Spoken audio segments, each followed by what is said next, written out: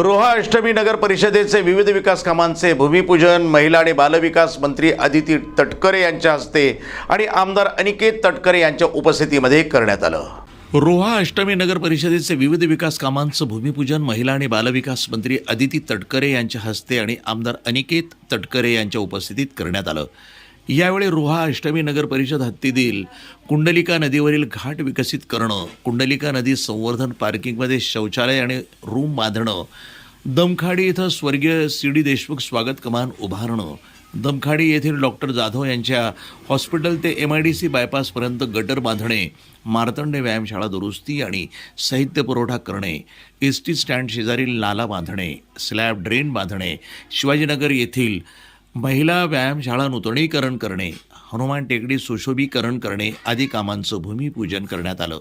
यावेळी महिला बालविकास मंत्री अदिती तटकरे आणि आमदार अनिकेत तटकरे यांच्यासह माजी नगरसेवक महेंद्र कुजर, राजू जैन, महेश कोल्हटकर, पोलीस निरीक्षक प्रमोद बाबर, मुख्याधिकारी पंकज भुसे, अप्पा देशमुख, डॉक्टर अशोक जाधव आदींसह भारी संख्येनं महिला आणि रोहेकर नागरिक यावेळी उपस्थित होते।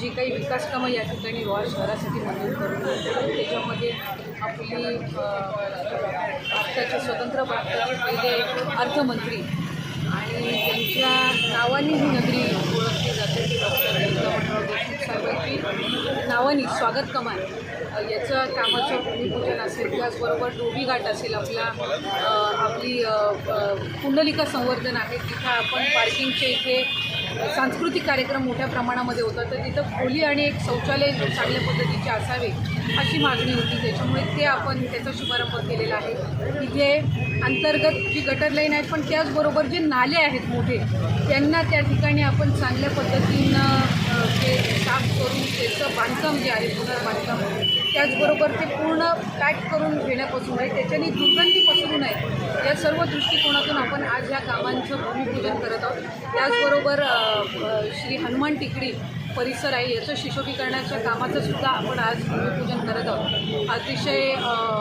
मोठं ते त्या ठिकाणी आणि गेल्या अनेक वर्षांपासून प्रसिद्ध म्हणजे धार्मिक पण आणि त्याचबरोबर पर्यटनाच्या दृष्टिकोनातून पण अतिशय महत्त्वपूर्ण असणारं श्री हनुमान टेकडी जी आहे तो परिसर सुशोभीकरण करणं आणि मग अंतर्गत रस्त्याची काही कामांचा शुभारंभ असा कार्यक्रम आज या ठिकाणी आयोजित केला गेलेला आहे। आणि मला मनापासूनचं समाधान आहे तटकरे साहेबांच्या मार्गदर्शनाखाली ही जी अनेक विकास कामं आपण शहरासाठी आज आणलेली आहेत, ज्या परिसरामध्ये आज आम्ही भूमिपूजन करत आहोत त्या नागरिकांमध्ये समाधानाचं आणि आनंदाचं वातावरण निश्चितपणाने याचा नक्कीच एक लोकप्रतिनिधी म्हणून किंवा एक स्थानिक आमदार म्हणून मला किंवा अनिकेत भाईंना आम्हाला दोघांनाही त्या बाबतीत मनापासून समाधान आहे।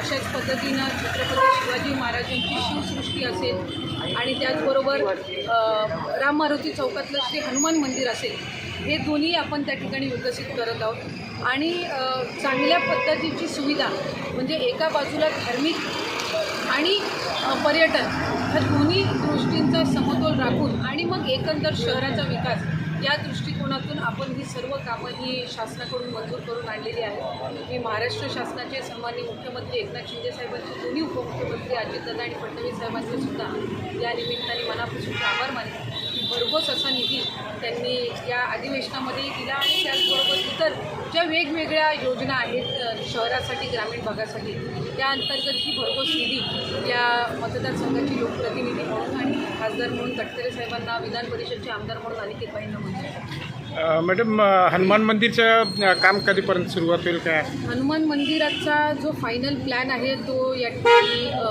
पूर्ण झालेला आहे। सादरीकरण आपण तिथली जी व्यवस्थापन समिती आहे ते असतील आणि तिथले जे स्थानिक ग्रामस्थ त्यांच्यासमोर कमिटी आहे त्यांच्यासमोर आपण त्या ठिकाणी ठेवणार आहोत। प्रतिनिधी नरेश कुशवाहा, रोहा, रायगड, NTV न्यूज मराठी।